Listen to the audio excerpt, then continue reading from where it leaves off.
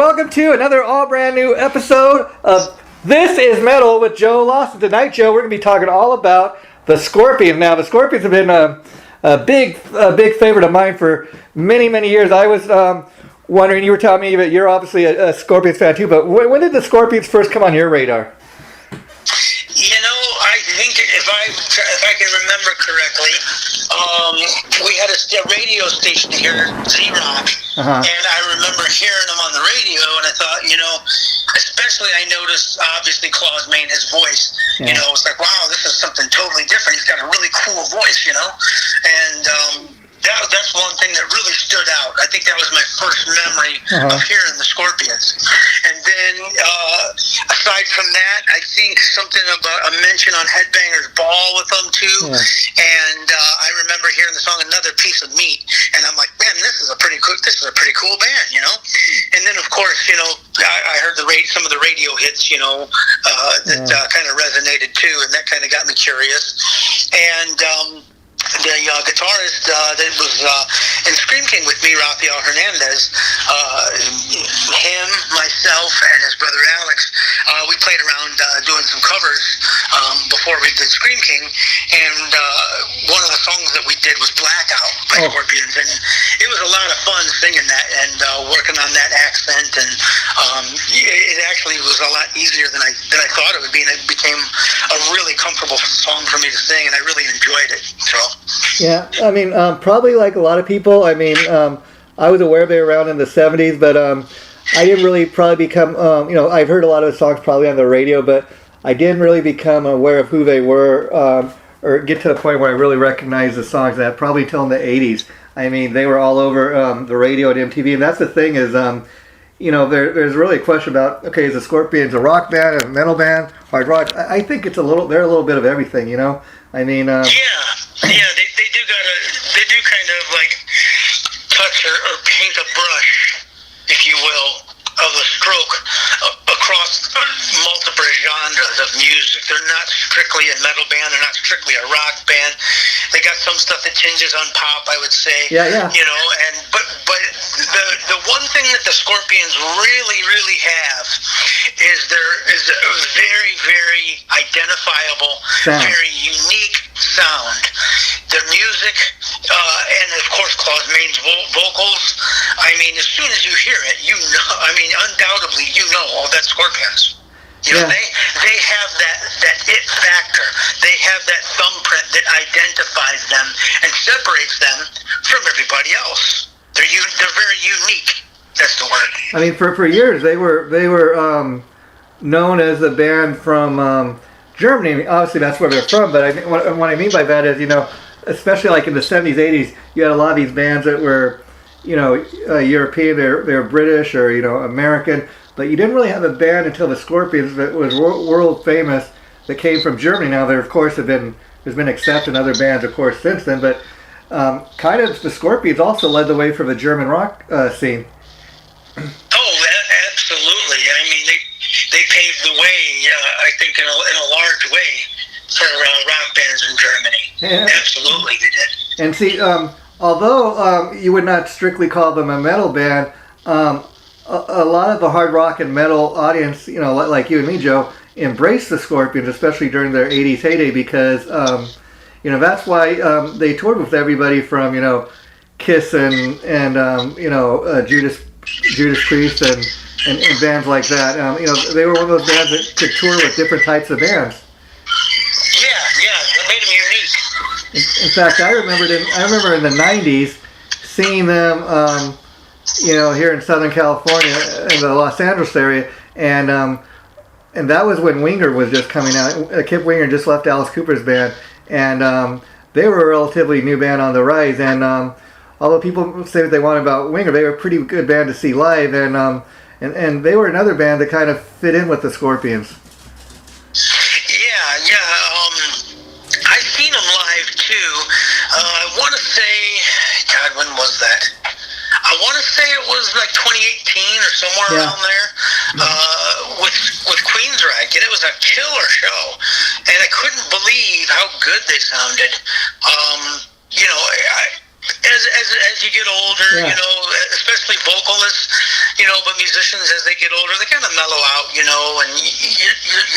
look at things differently, you play differently, and you're not young anymore. You're not jumping around, you don't have your youth anymore like you did when you were in your 20s, Yeah. And so I was kind of anticipating that, but man, they came out and just sounded great, kicking ass, and put on a good show, and I was like, wow, man, it's like they never missed a beat. It's like they didn't age. Yeah, they sounded really good live. I couldn't believe it. And another time I saw them about 2010, they were on this package tour with it was the Scorpions, Whitesnake, and Dokken was opening up, and I thought that was a pretty great triple threat bill. I mean, all the bands are just kind of really really awesome, and I thought especially Whitesnake and Scorpions together, and then Dokken kind of did their bluesy kind of rock thing, and it just seemed to be a great package tour. And that's one of those things too, when you go see a band, like when you get three great bands, I mean, you're really getting your money's worth. And I in that case, I really felt got a great show from all three bands, and I did not leave disappointed. Yeah. Let's dive in a little bit about the members of the Scorpions. What do you know? Because I don't know very much about why James Kodak left the band, the drummer, and then of course Mickey D came in 2016. Well, it was announced he was going to just fill in for James Kodak, and wasn't long after that they announced that he's going to be their new drummer. Well, I will tell you this. Okay, let's before we get into that, let's first go back to kind of the beginning. What I do know, I do know that the Scorpions got their start, if you can believe, as far back as in 1965. Now that's when the band first formed, and that's crazy. Wow. And that's of course before they even had a record deal. And I know very early on, the original lineup, the Scorpions, featured obviously Rudolf Schenker was the lead guitar player, and his younger brother Michael Schenker was also in the band early on, and the two brothers kind of don't really get along.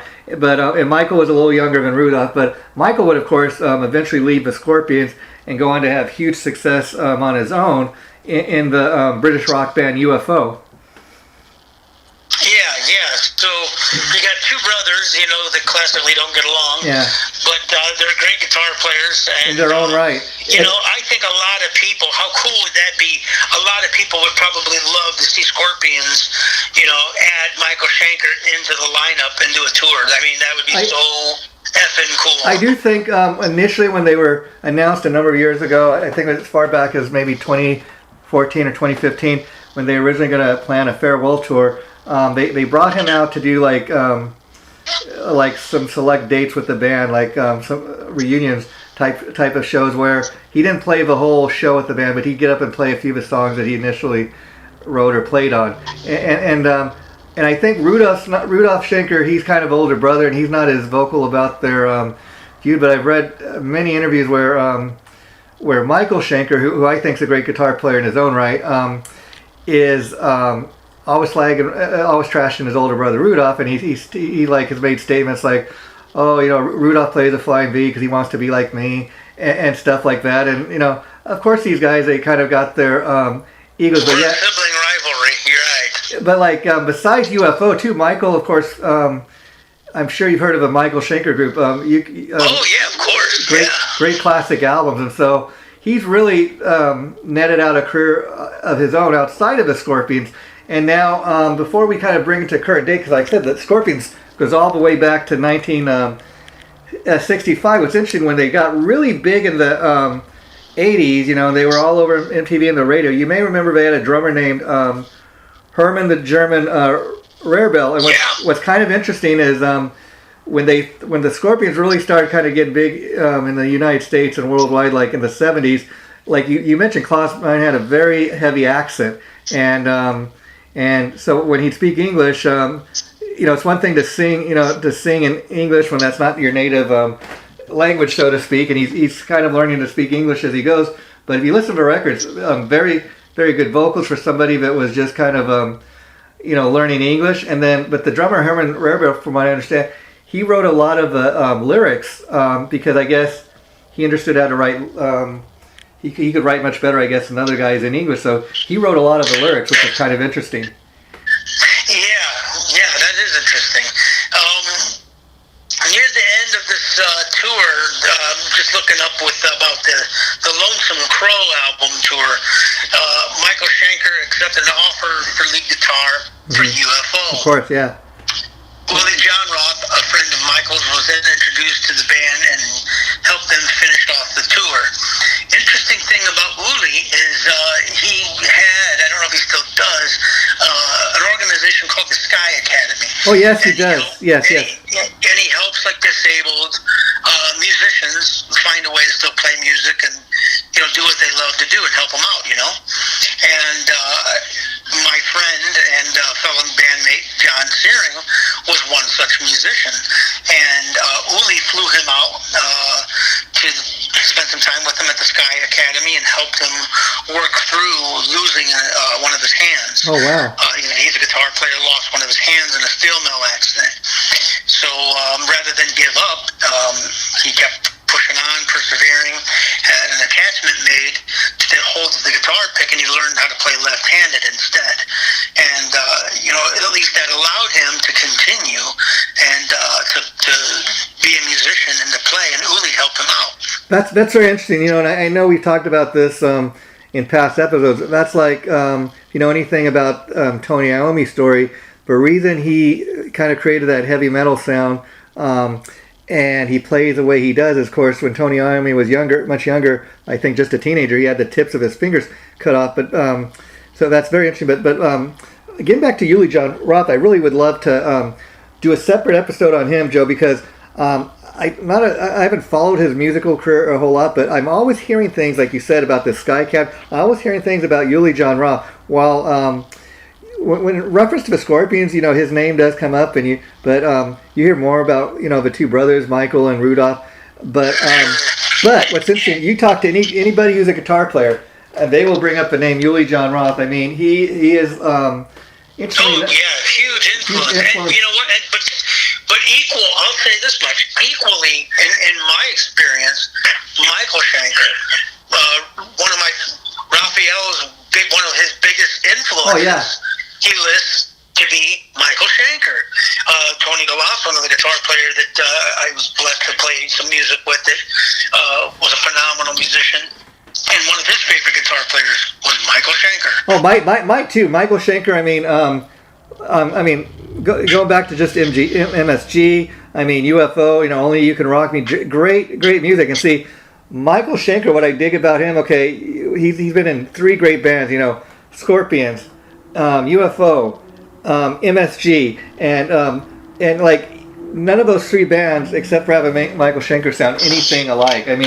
UFO sounds nothing like MSG, except for it has Michael Schenker. And getting back to Uli John Roth, like I said, I can probably not sit here and name one Uli John Roth album or song, but like I said, he's been a huge influence on the guitar community, and even his solo albums, from what I understand, still sell pretty well. And I think he he released a solo album a number of years ago. I forget what it's called, but it was basically his versions of all the Scorpion songs that he played on. Right. And so, now, it looks like that there's been a number of different people that came and went through the years. You mentioned, that these guys started this whole thing in 1965. Yeah. You're talking a hell of a long time ago. So, a lot of guys kind of came and went through the ranks and stuff.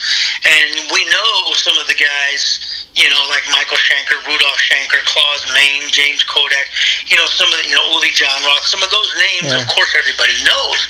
But there's all these people that, were part of this band at different points in time throughout this long career that I think a lot of people don't know, never heard of, never knew about, and unless you really look this up and dug, or you tune into This Is Metal, you probably wouldn't hear these names or even know these people exist. Like there was a bass player who hasn't been in the band for about 30 years. His name was Francis Bukoff or something like that, and he got kicked out of the band, and I think there's still a lawsuit going on between him and the band because besides being the band's bass player while he was in the band, for part of the time he served also as the band's manager, and I guess other band members thought he was taking a bigger percentage of what he should be taking, and so then they fired him, and then probably of all the drummers, like Herman Rarebell, he's probably the most known drummer, and then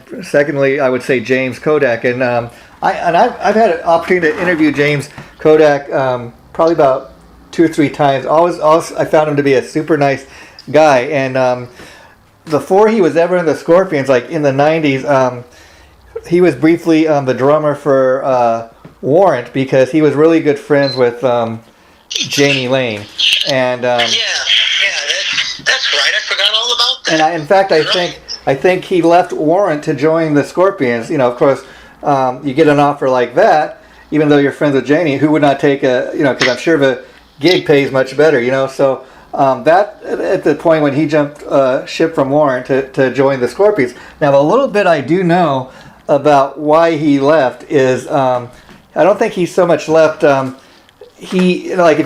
just seen something on blabbermouth.net, I think from yesterday. You might be able to find it because the band that he's currently in, Kingdom Come, supposedly they recently played the Swedish Rock Fest, and there's all kinds of reports that James showed up but he fell off a wagon. I guess he's got an alcohol problem supposedly, and at the Sweden Rock Fest this year he was falling asleep at the drums and just put on a pretty lousy show, if you believe the reports. And initially at the time that he was let go from the Scorpions, it was because he was having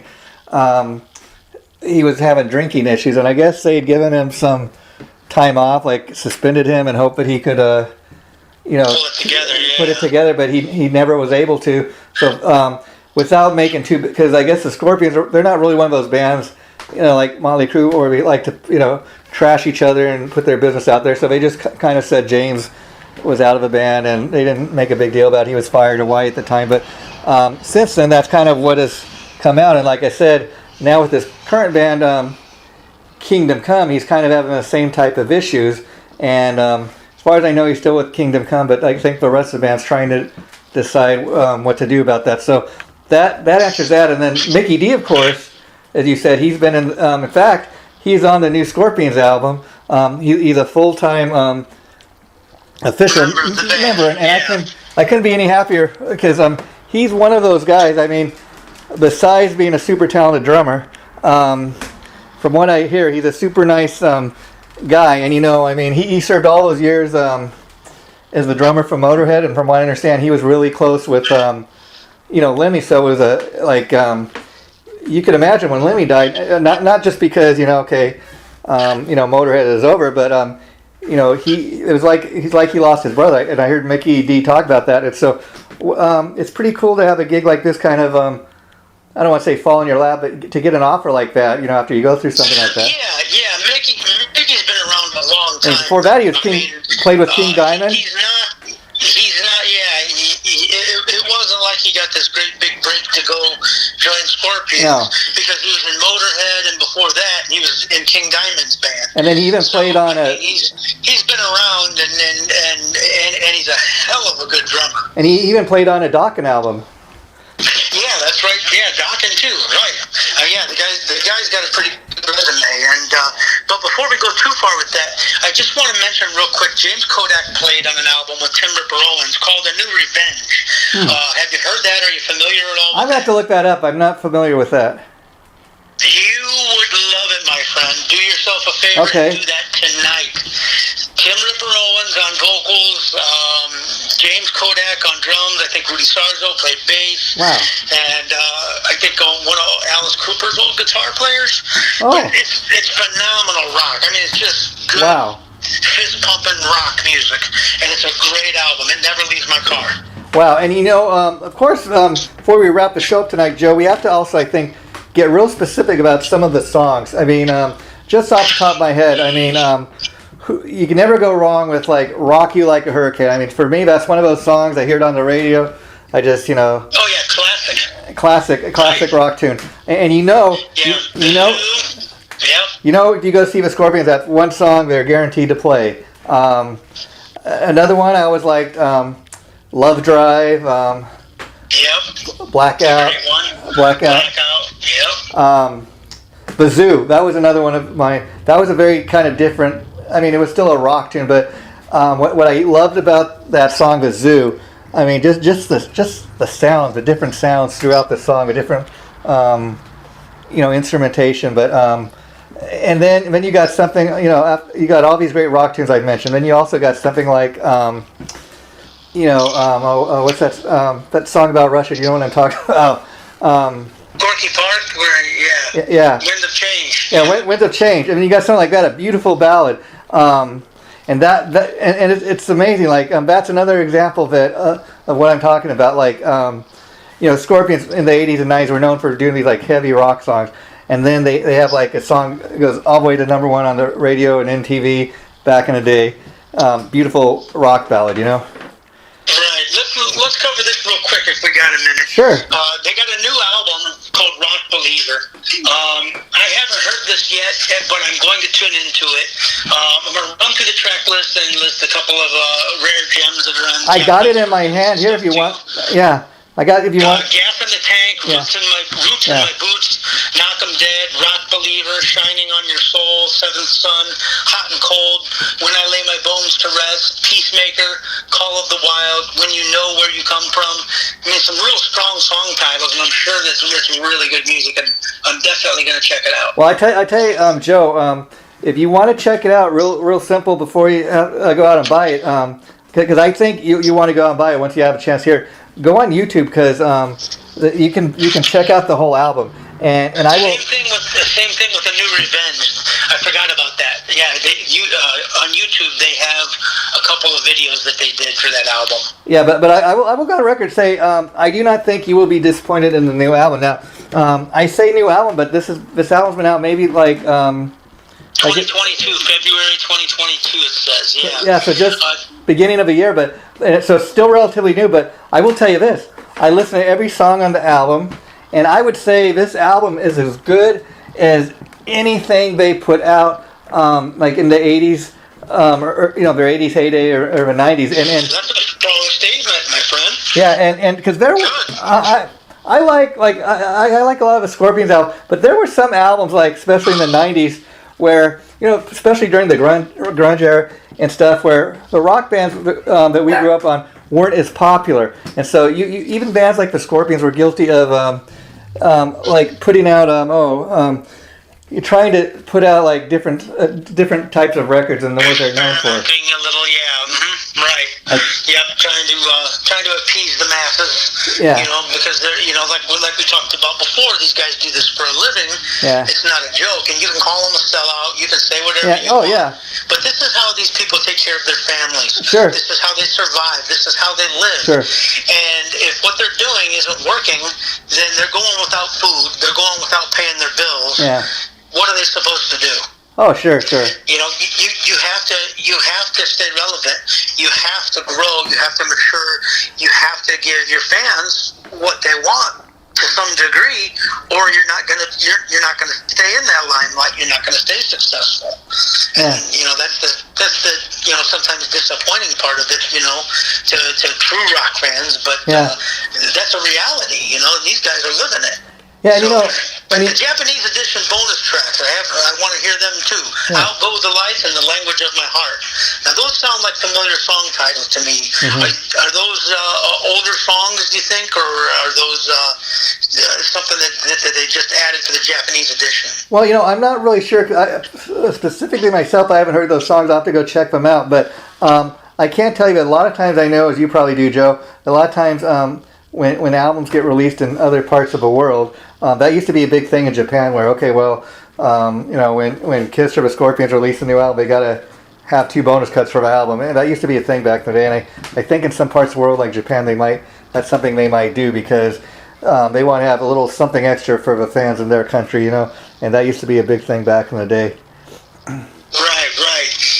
Real quick, U.S. Billboard 200, this album hit at number 59. U.S. Top Hard Rock Albums, Billboard number 2.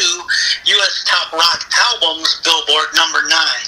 That's pretty impressive. It must, if it won that that many people over. I mean, all their chart positions for this album look pretty respectable. I mean, as you know yourself, Joe, from being in a band, I mean, to even get anywhere on the Billboard chart, I mean, still to hit number 59, that's pretty impressive, knowing that, you know, the music industry is not what it once was. I mean, first of all, exactly. Not and every... being a band this many years and still be relevant like that. Yeah, and that's staying power, that's firepower, that's lasting, that's the real deal. I mean, and this is not releasing the, you know, the greatest hits hitting number one or something like that, or a song that was a hit 30 years ago is in a movie and it hits the charts. I mean, this is new music, and that's what I was getting ready to say. But another thing that always made me a huge Scorpion fan, especially in the modern day world, is a lot of bands, like the Scorpions are one of those bands that they could live on their catalog of music, they could make a decent living, but they continue to put out great new music, and it's making quite a splash and react. I mean, even though it didn't hit the number one on the Billboard chart, it hit number 59. It came very close. You said on one of the Billboard charts it hit number 2. That's not too. That's not too shabby. And you know, and so again, they're putting out new music, and I think the fact that this album is done so well, so charted, so I'm willing to bet they're thinking, okay, maybe there's room to do. You know, so let's start thinking about the next album maybe a year from now. Yeah, they come to my area, Allstate Arena, Rosemont Horizon, Thursday, September 1st. Oh, wow. Oh, this is 2022. Sorry, I thought this was now. Oh, wow. Now. Wow. But it is. Yeah, September. Okay, wait. I'm looking at a lot of dates here. So September 1st, Thursday, that's pretty rough. That's a work night for most people. Yeah. But, I mean, it's Scorpions. I mean, and then the Scorpions, how often do they come to your... Awesome. And how often do they come to your town? So that would be, you know, if you're going to have to save your money up for something, or, you know, again, to get home from work early, that might be one of those shows worth doing that for. And for you, my friend, they're going to be in Los Angeles at the Forum, October 4th. Oh, wow. I didn't even know. That's cool. That's something I definitely will check out.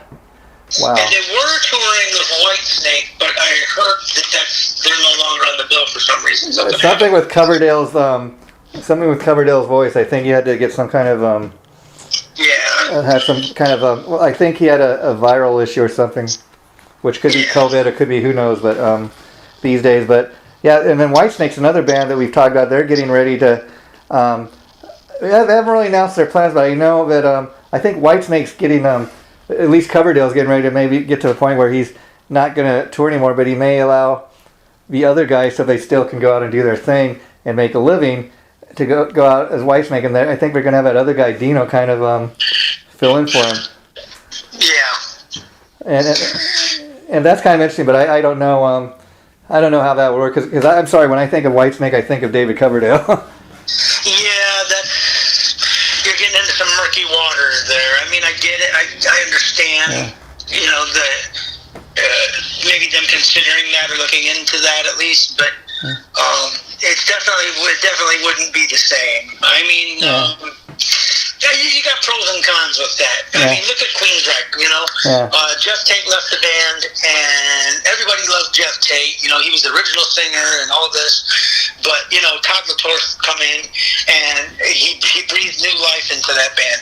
And all the old classics that Jeff Tate can't sing anymore, couldn't sing or wouldn't sing anymore, he was blowing them out of the park and sounded great every night. I mean, it was kind of refreshing for fans to be able to go relive that and hear some of them songs that they haven't heard in years, you know? Yeah, and I guess... So maybe Dino will be able to do the same thing with Whitesnake, you know? You never know. Maybe he'll be able to breathe some fresh life into Whitesnake. You never know. I mean, I dare say, who knows? You know, you just never know. But, you know, and the other thing, too, about the Scorpions, like I was telling you, I think this new album, you're going to like it when you get a chance to hear it, Joe. I dare say you're going to love it because, again, to me, you know, a lot of times you think you're going to put on a new album by a classic band like this, and it's not going to live up to your expectation, not going to be as good as, you know, what they did in their heyday. But I dare say it's anything that was as popular in the 80s, and I think the fact that it reached number 2 says it all.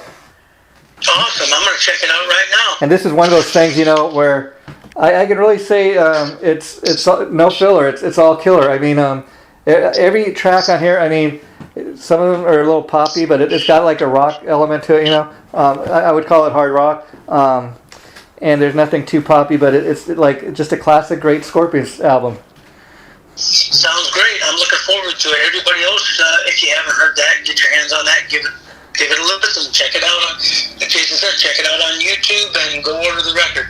Yeah, and then of course, I just want to let people know that we had just posted our latest episode, which is on the band Forbidden. So you can go on our Facebook group page and let us know what you think. Go on the YouTube page and check it out. I just posted it today, so if you go to the This Is Metal page, it should be there. And yeah, all you old school diehards, I mean, we do these obscure shows and stuff like that. Go on there and at least fucking click like. I mean, and it's Forbidden. It's a cool band, man. It's a cool thrash metal band. If you were ever a fan of that, man, let's see it. Let's hear some support. What do you think about it? What do you think about what we said about them? Yeah, et cetera, et cetera. And Joe knows this better than anybody, but I can tell people what's kind of funny. We are constantly thinking of new shows to do because very much how we talk about, hey, I dig the fact that these bands still put out new music. We already got a ton of shows already in the can just waiting to be posted. And what I've been doing is, and so the latest episode just went up, today. So like 2 weeks from today, check back and there will be another new episode. And the next one Joe and I are planning to do, and it's going to be a special edition. We're going to do one on the history of Grim Reaper, also to pay tribute to the lead vocalist Steve Grimmin, who just passed away about a week ago. And I'm not even sure when he passed away. I haven't heard, but they're one of those. Rest in peace. That guy was a great singer, man. Great voice. I mean, they were one band, Joe, that really kind of he was the fourth drummer too. Yeah. So that's something else that we can look into and talk a little bit about. Sean Peck was going to be sharing some stuff on his show about the time that they spent, the three drummers spent with. I heard that. Steve Grimmett. They gave him a vest and made him the fourth drummer. They called him and everything. So it'd be interesting to talk to him and hear a little bit about his firsthand experiences with Steve. Yeah, I will. I will see what we can do about that. But I was reading up on that, and Grim Reaper is one of those bands, great band, but I always felt very underrated. Probably their highest profile album I remember from back in the '80s was called "Rock You to Hell." I don't know. Yeah, I love that album. But that one was got a lot of radio airplay back in the day, and of course they had this killer guitar player Nick Boquette. So we'll talk all about that next week when we do. But take care, Joe, and thanks for doing this today. I had a lot of fun as usual. You too, my friend. Take care. Bye-bye.